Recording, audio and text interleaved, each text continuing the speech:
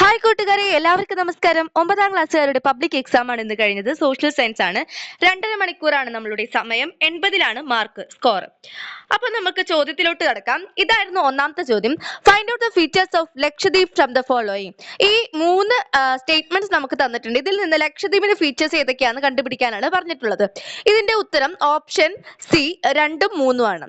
ഒന്നാമത്തേത് പറയുമ്പോൾ Androth is a smallest island.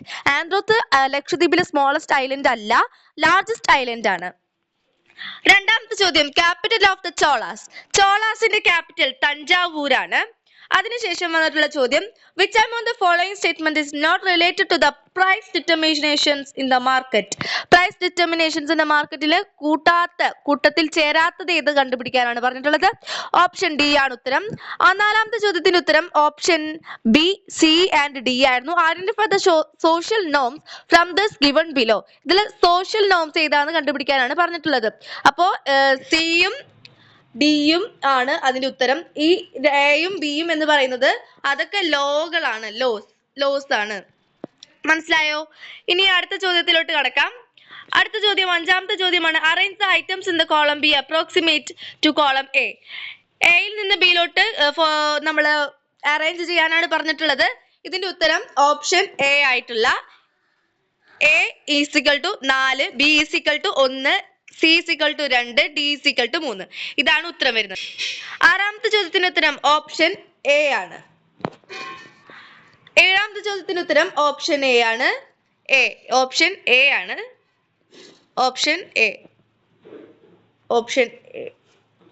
Option A ആണ്. എട്ടാമത്തെ ചോദ്യത്തിന്റെ ഉത്തരം ഓപ്ഷൻ സി ആർട്ടിക്കിൾ 14. അപ്പോൾ 1 വേർഡ്സിന് 8 മാർക്ക് ആണ് ഉണ്ടായിരുന്നത്.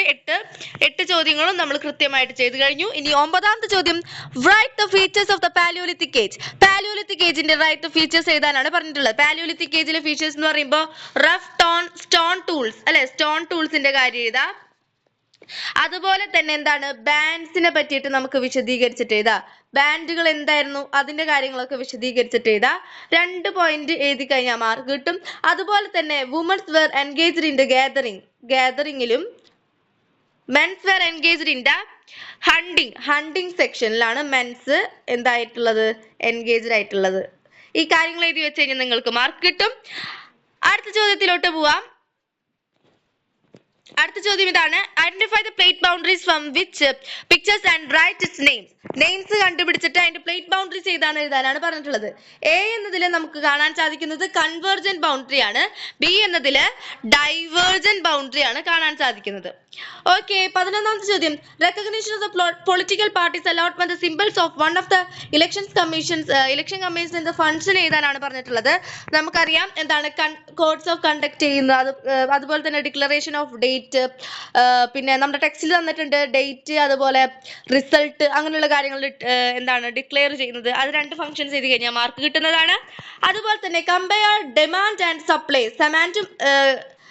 ഡിമാൻഡും സപ്ലൈയും കമ്പയർ ചെയ്ത് എഴുതാനാണ് പറഞ്ഞിട്ടുള്ളത്. ഡിമാൻഡ് എന്ന് പറയുമ്പോൾ ഡൗൺവേർഡ്സിൽ നിന്ന് ലെഫ്റ്റ് ടു റൈറ്റ്, സപ്ലൈ എന്ന് പറയുമ്പോൾ അപ്വേർഡ്സിൽ നിന്ന് ലെഫ്റ്റ് ടു റൈറ്റ്. ഈ കാര്യങ്ങൾ എഴുതി കഴിഞ്ഞാൽ നമുക്ക് മാർക്ക് കിട്ടും. അടുത്ത ചോദ്യമാണ് identify the geographical divisions as marked as A in the pictures. A എന്നതില് എന്താണെന്ന് എഴുതിയതിനു ശേഷം അതിന്റെ ഫീച്ചേഴ്സ് എഴുതാനാണ് പറഞ്ഞിട്ടുള്ളത്. എ എന്നത് ഏതാണ്? ടെറായ് ആണ്. ടെറായ് റീജിയൻ ആണ്. Terai region is A marshy land region and അവിടെ എന്താണ് അഗ്രികൾച്ചർ ആയിട്ടുണ്ട്. അഗ്രികൾച്ചർ ഒക്കെ ഫോം ചെയ്യുന്നുണ്ട്. അങ്ങനത്തെ കാര്യങ്ങളൊക്കെ മനസ്സിലാക്കിയിട്ട് എഴുതാം. ഓക്കെ, അങ്ങനെ കാര്യങ്ങളൊക്കെ എഴുതിയതിനു ശേഷം 14ാമത്തെ ചോദ്യം what do you mean by the status in social system. Social സിസ്റ്റത്തിന്റെ സ്റ്റാറ്റസ് ഇതൊക്കെ എഴുതാന്ന് പറയാം. എഴുതാ. അതുപോലെ തന്നെ അതില് വാർണ സിസ്റ്റം നിലനിന്നിട്ടുണ്ടെന്ന് പറഞ്ഞതിന് ശേഷം സാധാ സോഷ്യൽ സിസ്റ്റം എന്താണ് അതൊന്ന് വിവരിച്ച് എഴുതി കഴിഞ്ഞാൽ 2 മാർക്ക് കിട്ടുന്നതാണ്. 15ാമത്തെ ചോദ്യത്തിന്റെ എ നോക്കുകയാണെങ്കിൽ mention the list which includes a local self government as per the 7th schedule of the Indian and write down the list. ഇതിലത്തെ ലിസ്റ്റിന്റെ പേരുകൾ എഴുതാനാണ് പറഞ്ഞിട്ടുള്ളത്. ഏതൊക്കെയാണ്? കൺകറന്റ് ലിസ്റ്റ് ഉണ്ട്, സ്റ്റേറ്റ് ലിസ്റ്റ് ഉണ്ട്, റെസിഡൻഷ്യൽ സ്റ്റേറ്റ്സ് ഉണ്ട്. അങ്ങനെയുള്ള ലിസ്റ്റുകളൊക്കെ എഴുതിയതിനു ശേഷം അതിന്റെ എക്സാമ്പിളും അതിന്റെ ഫീച്ചേഴ്സ് എഴുതി കഴിഞ്ഞാൽ മാർക്ക് കിട്ടുന്നതാണ്. What are the powers of functions of prime minister of India as administration head of the country. എന്താണ് പ്രൈം മിനിസ്റ്ററിന്റെ ഫംഗ്ഷൻ എന്ന് നമുക്ക് ടെക്സ്റ്റിലുണ്ട്. അതൊന്ന് കംപ്ലീറ്റ് ചെയ്തിട്ട് എഴുതിയാൽ മതി. നിങ്ങൾക്ക് 2 മാർക്ക് കിട്ടുന്നതാണ്. ഓക്കെ, 16ാമത്തെ ചോദ്യം 3 മാർക്കിന്റെ ചോദ്യങ്ങളായിട്ട് കിടക്കാണ്. ക്വസ്റ്റ്യൻ നോക്കുകയാണെങ്കിൽ explain the importance of village or autonomy of Cholas. Cholas കിങ്ഡത്തിന്റെ വില്ലേജിന്റെ ഓട്ടോണമി എന്താണെന്ന് എക്സ്പ്ലെയിൻ ചെയ്യാനാണ് പറഞ്ഞിട്ടുള്ളത്, ഇമ്പോർട്ടൻസ്. ഓക്കെ, ഇനി ബി നോക്കുകയാണെങ്കിൽ explain the role of temples in the social of the life of the Cholas. അല്ലെ, ചോളാസിന്റെ എന്താണ് അവരുടെ ടെമ്പിൾസിന്റെ സോഷ്യൽ എക്കണോമിക് ലൈഫ്സ് എങ്ങനെയാണ് ചോളാസിന്റെ ഇതാക്കിയിട്ടുള്ളത് എന്നാണ് എഴുതേണ്ടത്. അതുപോലെ തന്നെ 17ാമത്തെ ചോദ്യം ഡിഫറൻസ് സെക്സ് ആൻഡ് ജെൻഡർ. ഇത് രണ്ടും ഈ ചോദ്യങ്ങളുടെ ഉത്തരവൊക്കെ ടെക്സ്റ്റിൽ കിടക്കുന്നുണ്ട്. അതുപോലെ തന്നെ elucidate features of market control implement Alauddin during the sultanate period. ഒന്നുമില്ല, elucidate features of market control. Market കൺട്രോളിന്റെ ഫീച്ചേഴ്സ് എഴുതാനാണ് പറഞ്ഞിട്ടുള്ളത്. അത് എഴുതി കഴിഞ്ഞാൽ മാർക്ക് കിട്ടുന്നതാണ്. അടുത്ത ചോദ്യം നോക്കുകയാണെങ്കിൽ even through the coastal area several conditions advantage coastal areas are people facing many challenges evaluate the statement. അല്ലെ, ഓക്കെ, കോസ്റ്റൽ ഏരിയാസിൽ ഒരുപാട് എന്താണ് അഡ്വാൻറ്റേജസ് ഉണ്ട്, അതുപോലെ തന്നെ എന്താണ് ചലഞ്ചസ് ഉണ്ട്. അത് രണ്ടും വിശദീകരിച്ചു കഴിഞ്ഞാൽ 3 മാർക്ക് കിട്ടുന്നതാണ്. അഡ്വാൻറ്റേജസ് എന്ന് പറഞ്ഞിട്ട് എഴുതാം, അതുപോലെ തന്നെ ചലഞ്ചസ് എന്ന് പറഞ്ഞിട്ട് എഴുതാം. ഓക്കെ അല്ലേ, ഇത്ര കാര്യങ്ങളാണ് പറഞ്ഞത്. മെൻഷൻ ദ 20ാമത്തെ ചോദ്യം mention the characters of market. Market എന്താണെന്ന് വിശദീകരിച്ചതിന് ശേഷം അതിന്റെ ക്യാരക്ടർ ഫീച്ചേഴ്സ് എഴുതി കഴിഞ്ഞാൽ മാർക്ക് കിട്ടുന്നതാണ്. 21ാമത്തെ ചോദ്യം along with the extensive powers of Gupta had some responsibility as well analyze the statement. ഈ സ്റ്റേറ്റ്മെന്റ് അനലൈസ് ചെയ്യാനാണ്. along with the extensive power കൂടാതെ തന്നെ വേറെ കുറച്ച് കാര്യങ്ങളെല്ലാം റെസ്പോൺസിബിലിറ്റി ഗുപ്തയ്ക്ക് ഉണ്ടായിരുന്നു എന്ന് എക്സ്പ്ലെയിൻ ചെയ്തിട്ട് 21ാമത്തെ ബി ക്വസ്റ്റ്യൻ നോക്കാം. എ ക്വസ്റ്റ്യൻ നമ്മൾ ചെയ്തു കഴിഞ്ഞു. Caste system become more complex during the Gupta period substantiate the statement. ഈ സ്റ്റേറ്റ്മെന്റ് ഒന്ന് സബ്സ്റ്റൈൻ ചെയ്യാനാണ്, അല്ലെങ്കിൽ വിശദീകരിച്ച് എഴുതാനാണ് പറഞ്ഞിട്ടുള്ളത്. ഓക്കെ അല്ലേ, ഇനി ഈ 22ാമത്തെ peninsula plateaus store house of minerals sustain the develop statement. Peninsula plateau എന്താണ്? സ്റ്റോർ ഹൗസ് ഓഫ് മിനറൽസ് ആണ്. അതെ അല്ലേ, അതെ, yes, store house of minerals ആണ്. കാരണം എന്താണ്, അവിടെ ഒരു അവിടെ ഡെക്കാൻ പ്ലാറ്റ്യൂ ആയിട്ടുള്ള സമതലമായിട്ടുള്ള പ്രദേശമാണ്. And also there is the minerals റിവറിലെ വേവ്സ് വരുന്ന നേരത്തെ അവിടെ നിറച്ച് മിനറൽസ് ഉണ്ടാവാൻ സാധ്യതയുണ്ട്. ഇത്ര കാര്യങ്ങളാണ് അതിൽ മനസ്സിലാക്കാനുള്ളത്. 23ാമത്തെ ചോദ്യം explain the contributions of the Chalukyas in the temple architecture. ചാലൂക്യസിന്റെ കോൺട്രിബ്യൂഷൻസ് എഴുതാനാണ് പറഞ്ഞിട്ടുള്ളത്. അപ്പൊ ഇത്ര കാര്യങ്ങളെല്ലാം എഴുതിയെന്ന് പ്രതീക്ഷിക്കുന്നു. ഇനി നോക്കുകയാണെങ്കിൽ 24ാമത്തെ ചോദ്യമാണ് elucidate role of the land breeze and sea breeze in the modern coastal will. Land ബ്രീസും സീ ബ്രീസും എന്താണെന്ന് എഴുതാനാണ് പറഞ്ഞിട്ടുള്ളത്. നമ്മൾ ഈസി ആയിട്ട് തന്നെ എഴുതുന്ന കാര്യമാണ് ലാൻഡ് ബ്രീസും സീ ബ്രീസും. ആൻഡ് 24ാമത്തെ ബി നോക്കുകയാണെങ്കിൽ elucidate role of monsoons in the providing rainfall the coastal regions. അപ്പൊ മൺസൂൺസ് എന്തൊക്കെയാണെന്ന് എഴുതാനൊക്കെയാണ് പറഞ്ഞിട്ടുള്ളത് നമ്മളോട്. അതുപോലെ തന്നെ 25ാമത്തെ എന്ന് പറയുമ്പോൾ ഇവിടെ നമുക്ക് തന്നിട്ടുള്ളത് SS ആണ്. എന്താണ്? SS ആണ്. അത് എന്ത് കർവ് ആണ്? സപ്ലൈ അല്ലെ, സപ്ലൈ ലൈൻ അല്ലെങ്കിൽ സപ്ലൈ ഗ്രാഫ് ആണ് നമുക്ക് തന്നിട്ടുള്ളത്. അതിന്റെ സവിശേഷതകൾ എഴുതി കൊടുത്തു കഴിഞ്ഞാൽ മാർക്ക് കിട്ടുന്നതാണ്. ഓക്കെ, 3 മാർക്കിന്റെ ചോദ്യമാണ് സവിശേഷതകൾ. 4 മാർക്കിന്റെ ചോദ്യങ്ങളാണ് കേട്ടോ നമ്മളിപ്പോ ചർച്ച ചെയ്യുന്നത്. 4 ആണോ 20 ആണോ? 4 മാർക്കിന്റെ ചോദ്യങ്ങളാണ്. യെസ്, 4 മാർക്കിന്റെ ചോദ്യങ്ങളാണ് നമ്മൾ ചർച്ച ചെയ്യുന്നത്. അപ്പോൾ 4 പോയിന്റ്സ് എഴുതാനായിട്ട് ശ്രദ്ധിക്കുക. ഈ ഒരു കാര്യത്തിൽ 4 പോയിന്റ്സ് എഴുതാനായിട്ട് ശ്രദ്ധിക്കുക. ഓക്കെ, സെറ്റ് അല്ലേ? ഇനി 26ാമത്തെ ചോദ്യം എന്ന് പറയുമ്പോൾ മാപ്പ് മാർക്കിംഗ് ആണ്. Label the geographic informations mentioned above the outline map of India provided. Easy ആയിട്ടുള്ള ഒരു മാപ്പ് ആയിരുന്നു നമുക്ക് വന്നിട്ടുണ്ടായിരുന്നത്. Island group which includes the barren islands and only active in the volcano region. ഏതാണ്? ആൻഡമാൻ നിക്കോബർ ഐലൻഡ്സ് ആണ്. Andaman Nicobar islands ആണ് അതിന്റെ ഉത്തരം. അതുപോലെ തന്നെ ബി നോക്കുകയാണെങ്കിൽ the divisions of western coastal plain where Morava harbor is located.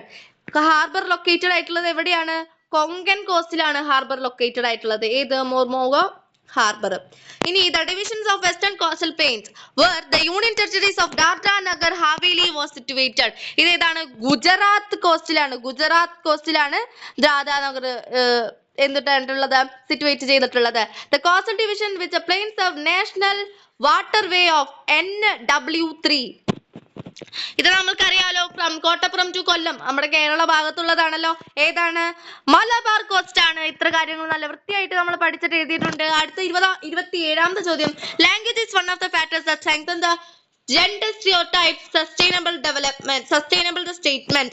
എന്താണ് ലാംഗ്വേജ് എന്ന് പറയുമ്പോൾ ഇപ്പോ വേർബ്സ് അല്ലെ, വേർബ്സുകൾ, നൗൺസുകൾ അതൊക്കെ നമ്മൾ യൂസ് ചെയ്യാറുള്ളത് എന്താണ്? ഇപ്പോ ഒരു മെന്നിനെ റെപ്രസെന്റ് ചെയ്യുകയാണെങ്കിൽ ഹി എന്ന് വെച്ചിട്ട്, ഇപ്പൊ ഒരു വുമനെ റെപ്രസെന്റ് ചെയ്യുകയാണെങ്കിൽ ഷീ എന്ന് വെച്ചിട്ടെല്ലാമാണ് നമ്മൾ എഴുതുന്നത്. ആ കാര്യങ്ങളൊക്കെ നല്ല രീതിയിൽ എഴുതി കൊടുത്തു കഴിഞ്ഞാൽ നമുക്ക് 27ത്തിന്റെ ബി നമുക്ക് കംപ്ലീറ്റ് ചെയ്തു. Okay, evaluate the role played by the advertisements in the strengthening of gender stereotypes.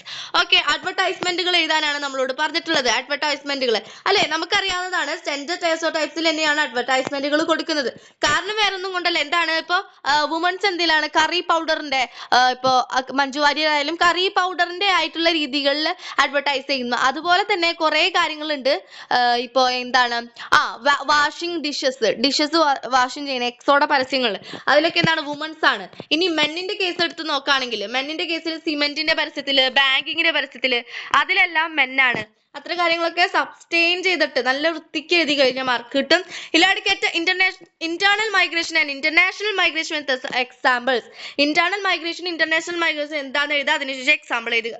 Okay, 29ാമത്തെ നോക്കുകയാണെങ്കിൽ how are the sand dunes formed? What are the different types of sand dunes in the Thar desert? Thar desert ലെ sand dunes എങ്ങനെയാണ് form ചെയ്യുന്നത്? sand dunes ന്റെ example എഴുതാം. sand dunes ന്റെ examples വളരെ easy ആയിട്ട് നമ്മൾ പഠിച്ചിട്ടുണ്ടായിരുന്നതാണ്. ഏതാണ്? റിയാൻ ഒരു എക്സാമ്പിൾ ആണ്. ഷിഫ്റ്റിംഗ് ഓഫ് ഡ്യൂൺസ് അല്ലെ, അത് എക്സാമ്പിൾ ആണ്. ദ്രിയാൻ എക്സാമ്പിൾ ആണ്. അതുപോലെ തന്നെ എന്താ long safe sand dunes, long longitude sand dunes, അങ്ങനെയുള്ള സാൻഡ് ഡ്യൂൺസിന്റെ പേരുകൾ എഴുതാം. എന്താണ് സാൻഡ് ഡ്യൂൺസ് എന്ന് എഴുതിക്കൊണ്ട് മാർക്ക് കൊടുക്കും. ഓക്കെ, 30ാമത്തെ ചോദ്യം ഇതാണ്. Give an account on the coastal regions of India based in the following hints. Human ലൈഫും എക്കണോമിക്കും ആക്ടിവിറ്റീസ് വെച്ചിട്ട് ഒരു ഷോർട്ട് നോട്ട് തയ്യാറാക്കാനാണ് നമ്മളിവിടെ പറഞ്ഞിട്ടുള്ളത്. അത് നല്ല വൃത്തിക്ക് എഴുതാൻ പറ്റും. അതിന്റെ ബി നോക്കുകയാണ്, അതായത് description on the soil types in the vegetation in the coastal plains regions in the India. അത് നല്ല ഈസി ആയിട്ട് നമുക്ക് സാധാ പോലെ തന്നെ എഴുതാൻ സാധിക്കുന്നതാണ്.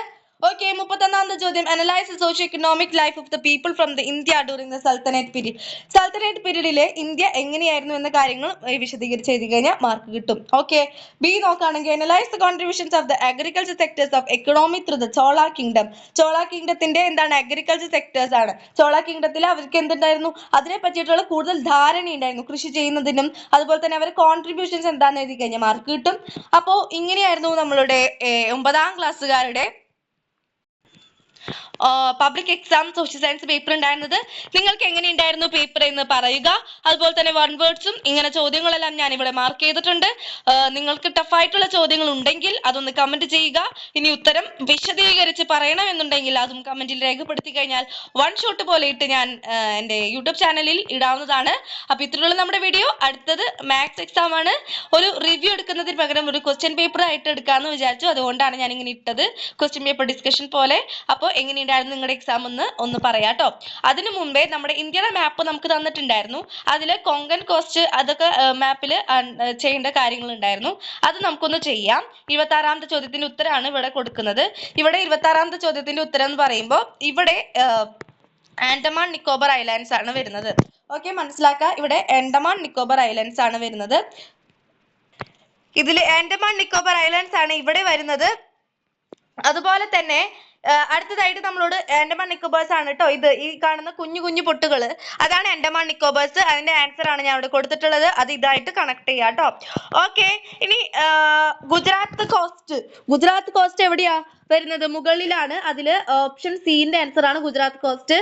ഓപ്ഷൻ ബിയുടെ ആൻസർ ആണ് കൊങ്കൺ കോസ്റ്റ്. കൊങ്കൺ കോസ്റ്റ് ഈ ഒരു സെന്റർ ഭാഗത്തായിട്ടാണ് കൊങ്കൺ കോസ്റ്റ് വരുന്നത്.